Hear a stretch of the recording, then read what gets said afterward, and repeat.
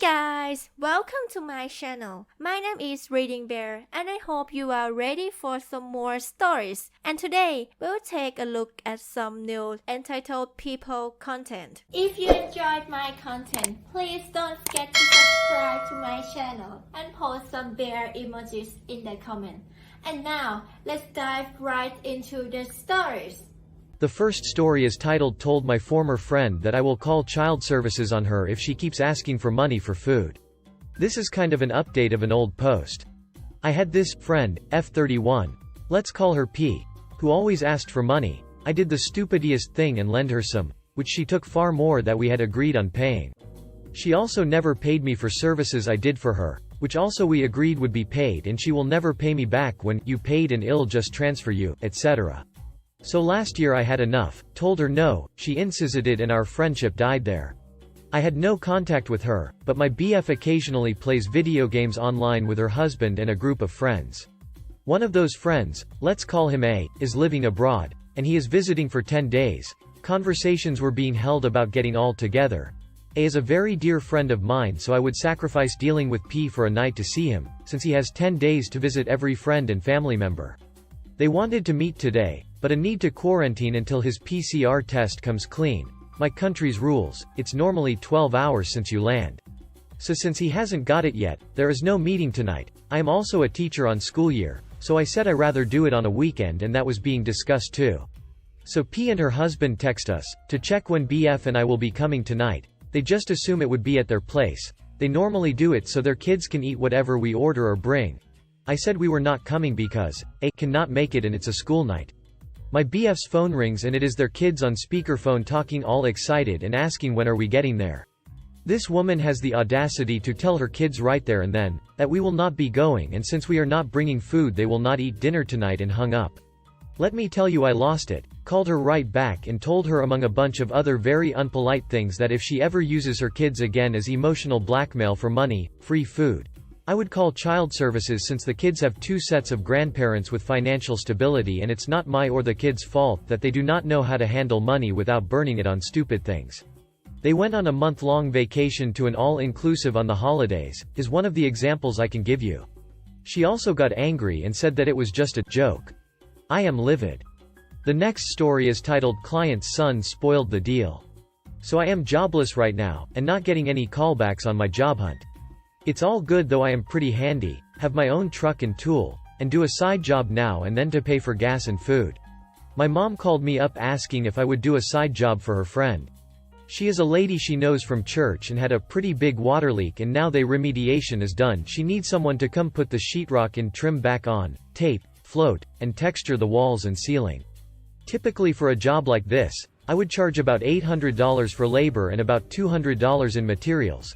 This would cover my trips to price it, gather the materials, and do the job. But I had some leftover material from my last job and I cut them a family deal and told them I would do it for $400.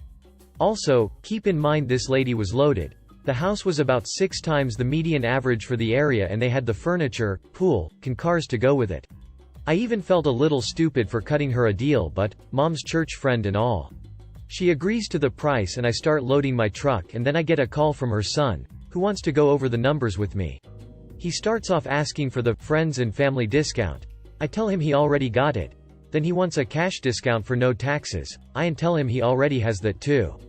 This haggling goes on for a few minutes and I don't give a single dollar. He is not happy, but I don't really care.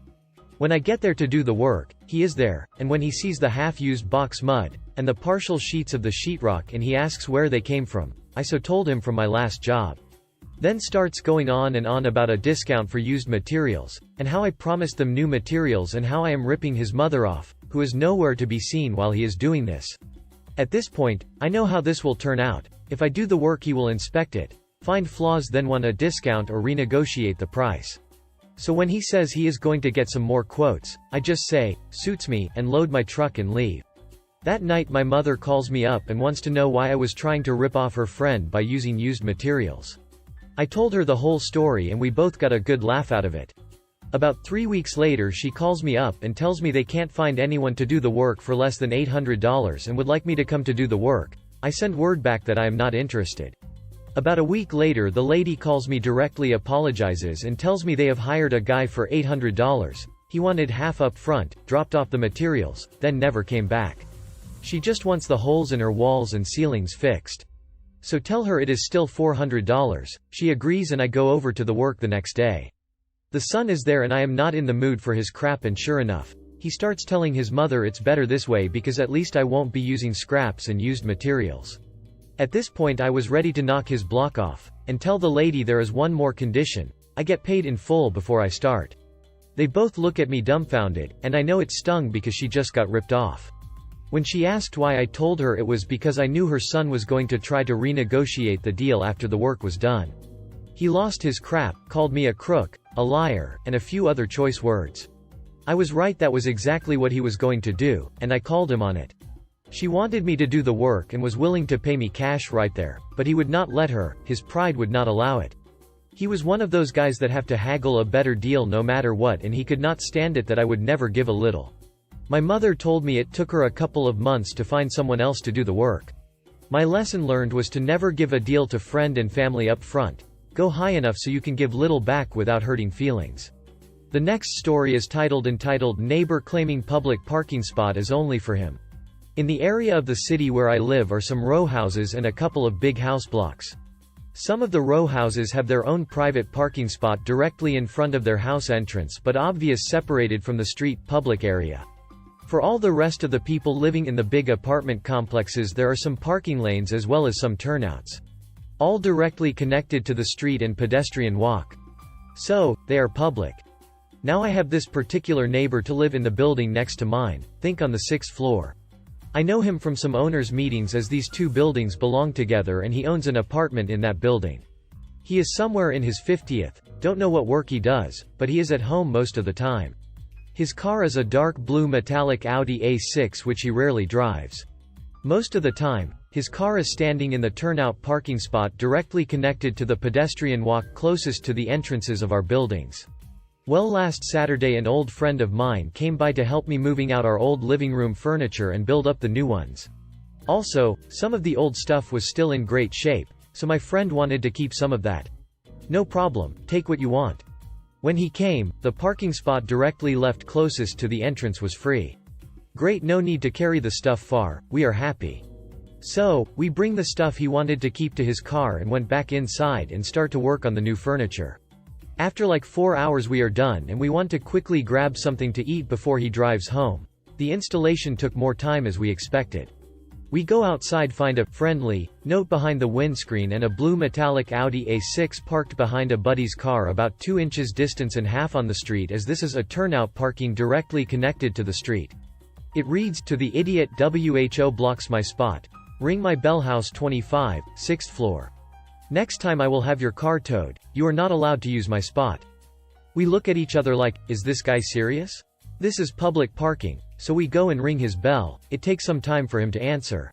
Friend: yeah, you parked behind my car, please move it, I want to drive home. Neighbor: about time, wait, I will come. He came down already shaking his arms when coming to open the door and directly starts yelling. Neighbor: you can't park in my spot. Never park here again or your car is gone. Friend: that is actually a public parking spot, anyone can park there. Neighbor: no, it is my spot. I always use that spot.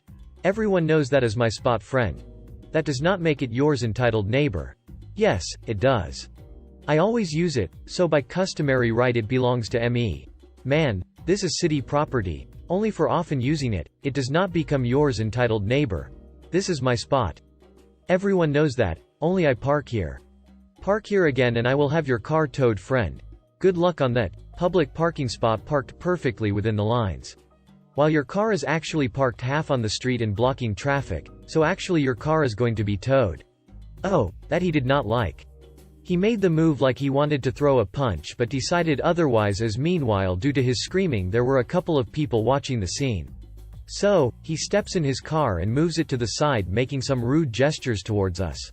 After that he started to place a box on the parking spot when he left. The next story is titled CB Couple Break into My Backyard on 2 Separate Occasions. Sorry this is so long. It's a story that involves a CB couple with an incident involving them individually a week apart. It was mid-morning and I had just woken up to start getting ready for work. Got my cup of tea. I was halfway through my first cuppa when I started hearing an odd grunting coming from my backyard. I quickly rolled up my blinds. One of my bedroom windows faces my backyard, to see a random guy trying to pry the lock off the garage door. Instantly called the police telling them that someone was attempting to break into my garage. A few minutes later the cops arrived and approached the man as he was still trying to get into my garage. I had my window open so I can communicate with them while remaining safe in my house, as one of the cops suggested, in case the man became hostile because they recognized him to be one of the homeless people that's constantly in and out of jail. The exchange went as such. Cop 1, C1. Hey buddy, cop knew him by name. Can you put down the screwdriver real quick and come talk with me over here? Homeless dude, HD, oh hi officer, name. Long time no see, how's it hanging? C1. I'm fine. Would you mind telling why you are trespassing on this woman's property and trying to break into her garage, and do not tell me you didn't see the "No Trespassing" sign on the gate. HD. Oh no, I saw the sign but I need to get my stuff out. The guy had made a small hole at the bottom of a wall to stash his drugs in my garage the week prior when I was at work late and now couldn't retrieve them because he couldn't reach them. So naturally he had to bust the lock to get in. Cop 2 got the keys from me so they can confiscate the drugs as C1 placed the man in cuffs and asked him why he thought that was a good idea. HD looked him straight in the eyes and said, well I knocked on the door and no one answered. C1 shook his head, put HD in the back of his squad car, made his report, made sure I was okay and left me to continue getting ready for work. The story is done, right? Nope. A week later I had a day off and was fixing some shelves in my kitchen when I hear my dogs going nuts in the backyard.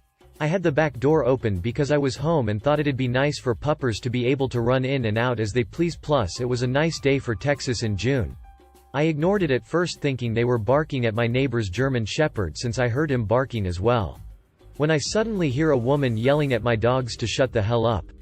I stop what I'm doing and run out my back door to see what was going on since I didn't recognize the voice as any of my neighbors. Turns out my dog is barking at a woman, HW for homeless women, that was currently wheeling her broken bike in my yard. I look at my now open gate behind her and see the lock cut in the ground. I put a new lock on the gate after HD. I promptly asked who the hell she was and what in her right mind gave her the idea that she can come in my backyard like she owned it. HW, can you put your ducking dogs up before they attack me? I have 2 adorable floppy ear basset hounds that are most likely to kiss you to death. Me. My dog are fully in their right to be in their yard and bark at a stranger that's trespassing. HW. Whatever, my BF left some stuff here so I came to get it. I was confused. Excuse me? She huffed. My BF is in jail now and asked me to get the stuff he left in the garage. It dawned on me. She was HD girlfriend. Clearly when he spoke with her he forgot that the cops has already removed whatever he had stashed when they arrested him.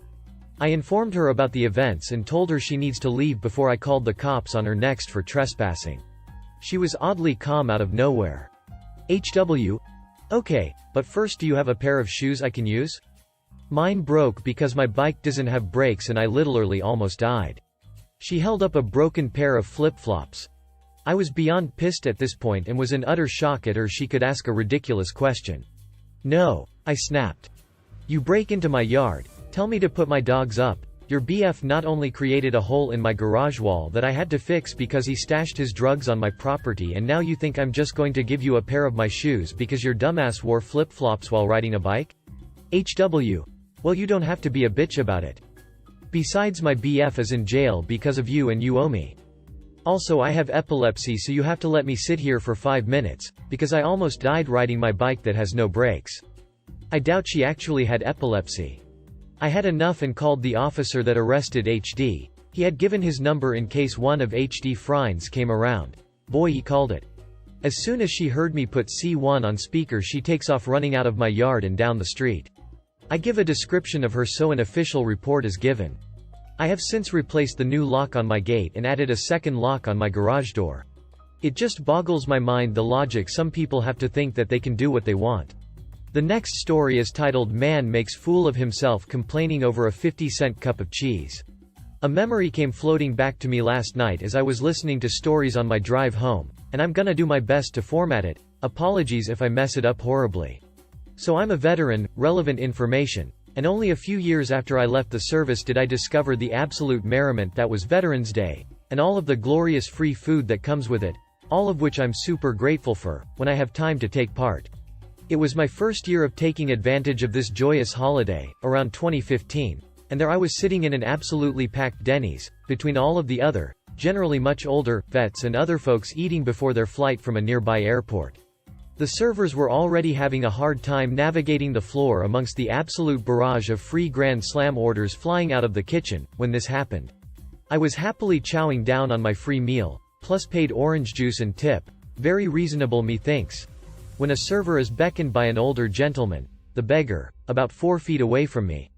The interaction goes more or less like this. Server. I'll be happy to bring you a cup of cheese, but it'll be an extra 50 cents. CB. What do you mean it'll be an extra 50 cents? I thought the food was free for us. Server. Sir, the Grand Slams are free, we still charge for the extra stuff. CB. Loudly, I can't believe this. Is this how you treat a veteran of the United States military? It's false advertisement to charge extra for a meal that's supposed to be free. By this point, everyone in the diner was silently pointing their gaze towards this man, and my spider sense of second-hand embarrassment was going into maximum overdrive. The episode more or less concludes as follows, once everyone is staring at him. CB. Fine, I'll pay the damn 50 cents, but I feel disrespected and will complain to corporate. Everyone went back to eating, and the man got his cheese, so no real flashy ending or anything, but I can only hope this man went to bed every night after that and cringes about how humiliating that was for him. I know I still feel the second-hand embarrassment. So, for everyone, be nice to service workers. Their job is hard enough. For my fellow veterans out there, don't show your asses, especially on Veterans Day. All that free stuff is a privilege, and can be taken away. Not to mention, you're disrespecting yourself and the rest of us when you do these things. If you enjoyed the video, please subscribe to the channel and post some bear emojis in the comments.